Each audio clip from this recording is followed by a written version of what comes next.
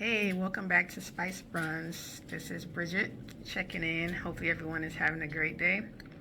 I got a little sunburn out here playing in the sun, so I'm kind of peeling.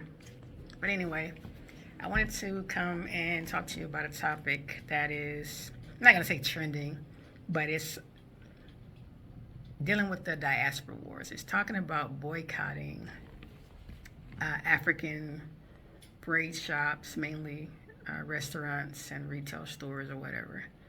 And I gotta say that's kind of wild. I think it's foolish, but there are some people that are calling for this boycott. And I saw it from a TikToker named Shay, and they pretty much want the boycott to start on 1 August and possibly even push past that.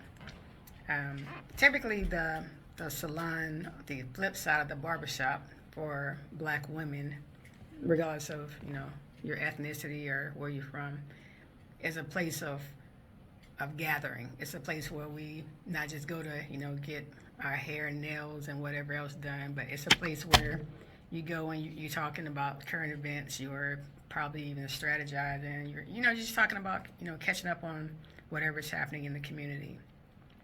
And so when a salon becomes, specifically a hair salon, becomes a place of tension and not healing or a transaction for and with the community, then that's got to be a problem. And so when I hear someone call for a boycott, it's like, man, why are we doing this? Why are we fighting each other? And so that's pretty much what I want to talk about is this conversation that's circulating on social media about boycotting. Basically, it's a family fight that's being had out in the open. And I guess the main reason some people are wanting to have this fight is because for some it's the disrespect. For some it's if you are getting your hair done and it's not done appropriately or to your liking, maybe you don't get your money back. Maybe, there's some back and forth or whatever the case may be. But it's not really, as it seems to me, about hair. It's the things that are behind that. So it's not really necessarily about the hair, but about some that are saying about the disrespect, the communication. I've been to plenty of braiders in different states, and typically my experience has been where some don't necessarily engage you, the customer. They're talking more to each other as opposed to you. I've even had a little girl do my hair.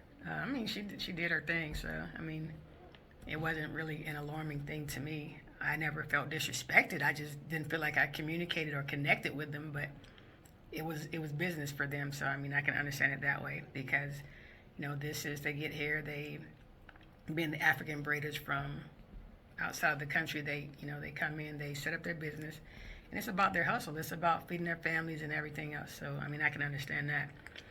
I never left the braid shop feeling disrespected in any stretch of the imagination. So I can attest to some of the stories that I've seen circulating about what they felt. So as far as me, I keep my hair cut on the sides and on the back, so I got a little scrap of hair on the top. But since COVID, I do my own hair. I do my own nails as well. So I don't necessarily have to go outside to get some type of assistance. So I experiment on myself, essentially. So I wouldn't participate in the boycott anyway. But just the thought of having that infighting, to me, I think it makes no sense, especially in the climate that we're in right now, with so many other issues that we got going on. You got everything from people erasing our history to taking our voting rights to trying to steal our land, our wealth, the little that we do have, and just sowing, discord amongst us anyway. Not to mention you got people being snatched off the streets by these so-called agents of the state or these ICE raids. So I think that boycotting Target, McDonald's, Starbucks, that's one thing. But when you're taking money from within the diaspora, I think that's something totally different. That's not helpful. It's not healing, so that's what we need to be trying to find out. If you want to find common ground, I think anyway, as far as what's going on behind this, I think we should sit down and have a conversation. Sure, I've heard different non-American blacks say things about us as American blacks that make no sense at all. But I'm also sure that there are American blacks that make stereotypical gestures and comments about non-American blacks that make no sense at all. So I think that knife cuts both ways. Braiding to me is an art form. It is something that we pass down. It's sacred. Americans know how to braid. Of course, those from the continent, Jamaica, anywhere else in the Caribbean know how to braid. It's an art form. It's our way of passing down our identity, our language. And then for us in America, it was literally strategic maps. It was escape routes, cornrows, and telling you where to go, and So just trying to figure out like why would we create these battle lines as far as this. I mean, it just really doesn't make sense. You'll find these braid shops in most of the major cities, Atlanta, Bmore, New York City. You'll find them in Houston, just about anywhere, Philly. So, I mean, you're going to find them anywhere. So it's not like braid shops aren't present. As far as your restaurant, same thing. It's not like they're not present. So why would you start this fight as opposed to going inside these places, these spaces, and talking to those that could go in there, talking to the owners, talking to people to where we can build bridges and find out, if there is some type of divide, we highlight it, we deal with it, we don't put it in the open, and we don't start boycotting each other. Because to me, it doesn't seem like it makes sense, and it just seems more foolish and more harmful to us than anything. So whatever the break point that created this call for a boycott, I would hope that someone would sit these people down, and whether they're in the same area or if they're digital or whatever the case may be, and try to figure out like what the case is. Why would you call for a boycott on family? They may not be your immediate family, or maybe you don't know them, but it's like why would you do that? I mean, they weren't born here, we weren't born there, so maybe there's not a connection, but at the same time there is a connection.